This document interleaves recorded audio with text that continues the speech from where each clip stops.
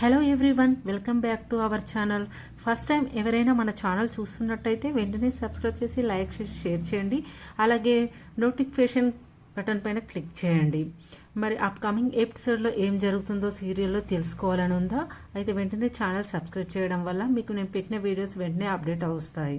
భాను మీనాను ఇంట్లో నుంచి వెళ్ళమని పొమ్మన్న మా ప్రభావతి చెంప పగలగొట్టి నిజం బయట పెట్టిన సత్యం.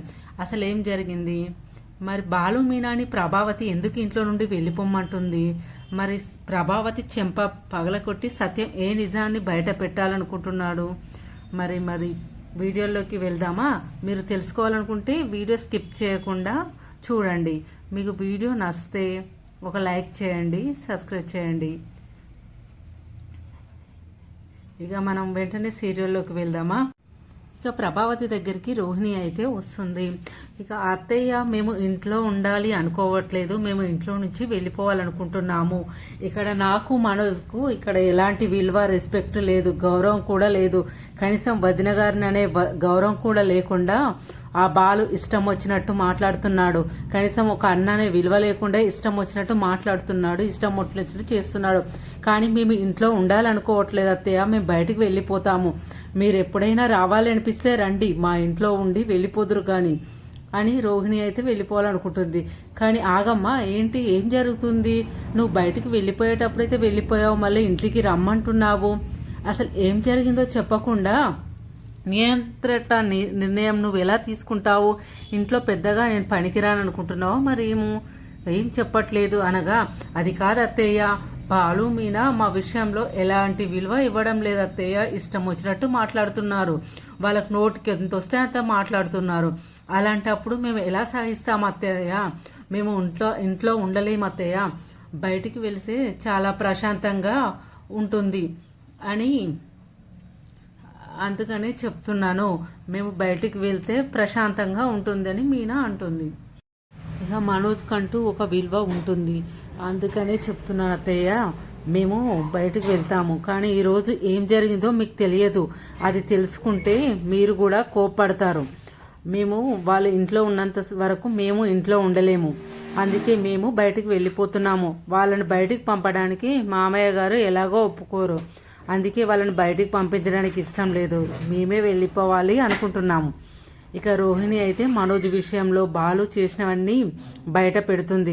అప్పుడే ప్రభావతి చాలా కోపంగా కిందికి వస్తుంది. అరే బాలు, బయటికి రారా అని పిలుస్తుంది.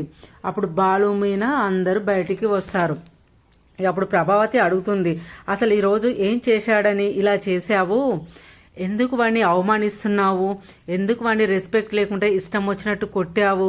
వాడు ఏం చేశాడా అని నా ఫ్రెండ్ వాళ్ళ ఇంటికి వస్తే వాళ్ళకి టిఫిన్ పెడుతూ ఉంటే దానికి కూడా అవమానించి మాట్లాడుతున్నాడు.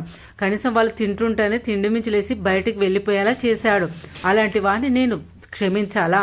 వాడు చేసింది తప్పు అనకుండా నన్ను నిలదీస్తున్నావేంటి, నన్ను అంటున్నావేంటి అని బాలు నిలదీస్తాడు. ఏంటి, వాడు చేసింది తప్ప? వాడింట్లో వాడు తినడానికి కూడా పర్మిషన్ ఉండాలా? బోడి ఫ్రెండ్స్, ఆఫ్టర్ ఆల్ డ్రైవరే కదా, ఎవడో వచ్చి తినడానికి నా కొడుకు సంబంధం ఏంట్రా?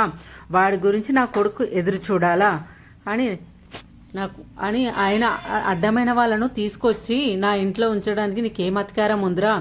ఇన్ని రోజులు పోనీలే అని చూస్తూ ఊకుంటున్నాను.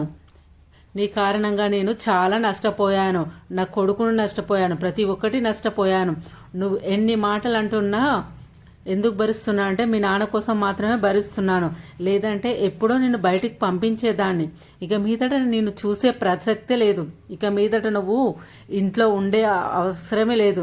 నిన్ను చూసి ఈ మీనా చాలా రెచ్చిపోతుంది. ముందు మీరు ఇంట్లో ఉండడానికి వీలేదు, ఈ మీనా నోటికి ఎంత వస్తే అంత మాట్లాడుతుంది. ఫస్ట్ మీరు బయటికి వెళ్ళండి అని బాలు మీనాను ఇంట్లోకి వెళ్ళిపోమంటుంది ప్రభావతి. అప్పుడే వచ్చిన సత్యం కోపంతో చెంప పగలగొడతాడు. ఏంటి, వాళ్ళ ఇంట్లో నుంచి వెళ్ళిపోయేది? ఏం తప్పు చేశారని వచ్చిన వాళ్ళను అతిథులుగా భావిస్తాము, కానీ వాళ్ళు తినేటప్పుడు నీ కొడుకు ఒక్క నిమిషం కూడా తిననీయకుండా వాళ్ళను మధ్యలోనే లేచి వెళ్ళిపోయేలా చేశాడు. అలాంటి వాడిని వెనుకేసుకొస్తున్నావా? అలాంటి వాడు తప్పు చేయలేదంటున్నావా? ఏ తప్పు చేయని బాలుని నిందిస్తున్నావా? నువ్వు అసలు మనిషివేనా? నీ పెంపకం ఇలానే ఉంది. నువ్వే కనుక సరిగ్గా పెంచుంటే ఇలా పెరిగేవాడు కాదు. అయినా కొడుకును నష్టపోయాను, నీ గురించి నా జీవితం ఇలా అయిందని నోటికొచ్చినట్టు మాట్లాడుతున్నావే పోనీ అని నేను ఎన్ని సంవత్సరాలు నోరు మూసుకొని ఊరుకున్నాను. ఇక మీదట నిజం బయట పెట్టడం ఊరుకోను, బయట పెట్టకుండా ఊరుకోను. నీ కొడుకును నష్టపోయింది బాలు కారణంగా కాదు, మనోజ్ కారణంగా. నీ కొడుకును నీళ్ళల్లో తోసేసి చంపేసింది మనోజ్ గాడే. అది బాలు మీద పెట్టారు. కానీ నువ్వు మనోజ్ని నువ్వు ప్రాణంగా చూసుకుంటావు కదా, నువ్వు ప్రాణంగా ప్రేమించే నీ కొడుకే ఇలా చేశాడని నీకు చెప్పాలనుకున్నా. కానీ చెప్తే నువ్వు తట్టుకోలేవు, గుండెకి చేస్తావని బయట పెట్టలేను. ఇప్పుడు చెప్పు, నీకు ద్రోహం చేసి ఎవరు చెప్పు? నీకు కడుపులో పుట్టింది, నువ్వు పెంచుకున్నది, నువ్వు నెత్తిరికి పెట్టుకున్న నీ గారాల కొడుక, నీ కడుపులో పుట్టిన నీ ప్రేమకు ఓర్చుకోలేని నీ కొడుక అని సత్యం అంటాడు. నీ ప్రేమను నువ్వు నీ ప్రేమ దక్కని బాలునా, అసలు ఎవరు నీకు అన్యాయం చేసింది? కనీసం ఒక్కసారి నువ్వు తల్లి మనసుతో ఆలోచించి చూడు. ఎవరిని ఎక్కడ పెడుతున్నావో, ఎవరిని ఎలా మాట్లాడుతున్నావో, ఎవరిని ప్రేమిస్తున్నావో తెలుస్తుంది. కానీ పెద్ద కోడల్ని డబ్బున్న కోడలని రోహిణిని నెత్తిలో పెట్టుకుంటావు, మనోజ్ను నెత్తి పెట్టుకుంటావు.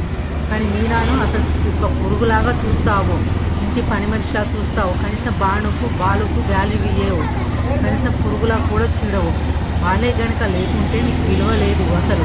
నీ పెద్ద కొడుకు, నీ పెద్ద కోడలు చూస్తారని ఏమైనా అనుకుంటున్నారో ఏమో, కానీ కనీసం వాళ్ళు నీళ్ళు కూడా పోయారు, కనీసం నీళ్ళు కూడా ఇవ్వరు. కానీ ఇక ప్రభావతి కుమిలిపోతుంది, తను చేసిన తప్పులన్నీ గుర్తు చేసుకొని బాలుకి క్షమాపణ అడుగుతుంది. ఆకలిస్తుందారా? నాకు నా కుటుంబానికి నష్టజాతకుడివి అని నేను అనుకునేదాన్ని, కానీ నాకు ఇప్పుడు తెలుస్తుంది ఎవరు నష్టజాతకులు. ఇప్పుడు తెలుస్తుంది. సెట్ అయిపోతుంది అంటారా కొన్ని రోజులు కష్టపడితే? బాలుకి క్షమాపణ చెప్తుంది ప్రభావతి. వీడియో మరి ప్రభావతి బాలుకి క్షమాపణ చెప్తుంది. మరి ప్రభావతి అర్థం చేసుకోవాలి. 9 గంటలు చూసి 2 చూడరాదు. అలా కోరుకునే వాళ్ళైతే మన ఛానల్ని సబ్స్క్రైబ్ చేసుకొని పక్కనే ఉన్న కాల్ పైన క్లిక్ చేసి లైక్ చేయండి. 2 నిమిషాలు కూడా రాలేదు.